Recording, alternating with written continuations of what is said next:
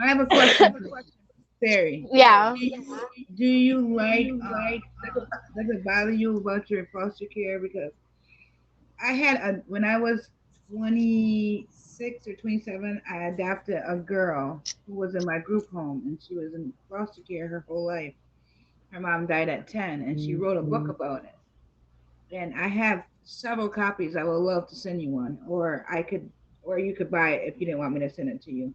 It's called, and you could read it. Actually, I'm in that book. I don't know if you'll know who I am, but I'm her staff member in there.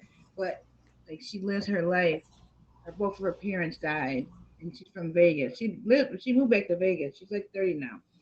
But I think that you guys kind of went through a lot of same things, like in the foster care system, where she was adopted by a white family, and at 10 they was changing her name. She was, So molested. I also do want to stop right there. And it's not to not acknowledge like the connection that you're trying to make. Yeah, But uh, I didn't know if and you'd like it, so no, no, yeah, I understand, and I'll definitely look into it. But I feel like one of the misconceptions with a lot of people in society, and this is not y'all, is not by fault of the people in society, it's by fault of the information you guys are given. But when you guys are told about foster system and stuff, they make it seem like everything's a collective, like it's all one move, one this, one that, and it's not. And every foster child may be put in the same group home, foster home, whatever situation, but each of their lives has been different and they're in the position they are for a completely different, like you'd be amazed. There are some foster sisters who grew up their whole life together and neither one of their lives are the same if you ask their story. So, it's like, but I can agree with one thing out of all of this, and this is my whole purpose of being who I am. I'm 20 years old and I want to change, like, and you guys know what happens when you try to change society's expectations. But sure. it's a war, which is also why I'm reaching out to more people to help me because I need more hands-on for this a job that I'm trying to do. I want to inform more people in the world about what's actually happening in these situations, because these kids that are in these situations, myself included, we're not just kids being taken care of. It's not like, oh, everyone's being like, there's so much happening behind the doors. And if you guys want to know, Right. I'll tell you guys. But It's like that. It's like that. You know that one, that big family. What were their names? And the girl now she's speaking out. With all her parents went to prison in California. Remember they were all starving. There were like 10 of them in the house. Remember, I can't remember their name. I don't know. But anyway, yeah, I say it because I feel like, so there's like in their group home. Like I worked in a group home, so there's like 7 different programs that like you could be in, different reasons why you're there. I don't know. It's just, I don't know, I connection. think, yeah, but I think why it's so important for people to know about it is because this, for the person that the child that experienced this foster system, could be your neighbor, could be someone that you're really close friends with, and you would never know. But there's, Right? because we don't.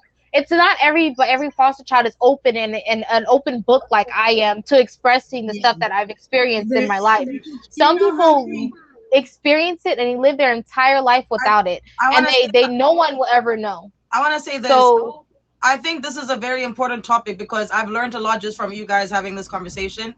On Sunday, I will be having another little panel I'm trying to, keep doing, which is called Walking in My Healing, which is open to both men and women. And we can also create a topic which is based on the system and, enlightening people on what it really is. Don't think that just because everyone's in a foster care home, that each house that they're allocated to is going to give them the same treatment or the same um, outcome. So I think that's something we yeah. should definitely talk about, Magical and Yo-Yo and anyone who wants to be involved in it too. Yeah, and another thing is what they also do is they hide all these programs. Me and Willow talks about all the programs that I know because I find them and I work in human services. Because if they don't tell you the programs out there, they have the extra money they can keep for their county, so they don't like mhm. put it out there. So Yep. like in my county, I know where you can get a free refrigerator, washer and dryer, uh, everything. I know where everything free is because This I this ain't is got nothing this but is time. this is beautiful. And what I want to do in closing I'm gonna ask you guys a couple of questions. We're gonna end with a couple of words. Now, do you feel that you're at a point in your life when you got where you are ready to heal? Yes or no? Yes. Yeah. Yes. Okay. That is an assertive yes. I have already started my healing process. My I've healing seen you do process it. started at 16 years old. I 16 I've years old, seen I her do started my it. healing process. I slept. And it's been a We were in a cabin together in Georgia at Savannah, and before we'd sleep, because this time we had two queen beds, and she was on hers, and she'd get off and do her meditation and stretches before she sleeps. It was so peaceful. I need to start doing that more often. Um, Thank you for that, magical. Now, name one example of what your self care will be for the rest of this Speaking year. of, I need to stand up. I've been sitting for a while, y'all. Excuse, don't mind me over here. I believe in standing up when you be sitting for too long because that stuff be That is hurting my totally back. fine. Gabby, self care. Name one form of self care that you're going to start implementing into your lifestyle after this. Um, well, honestly, as far as self care goes, I want to do things that make me feel better. And one of those things is I actually want to start working out and start losing a little bit of weight. So after my trip, I'm actually going to be going to the gym. And even if it means going to the gym, working out a little bit, sitting in the hot tub, maybe going swimming a little bit, um, and Hit maybe me up. doing one of my, Hit what's me that? up. Hit me up. Um, everything I can just give you information what I did because I The was 310 pounds. last I was but not 300 pounds. So just hit me up.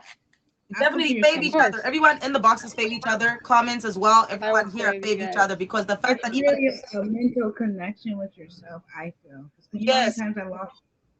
even the people in the comments, the fact that you're still here, if you are, shows that you are connected with this conversation and this insight. And there's going to be more that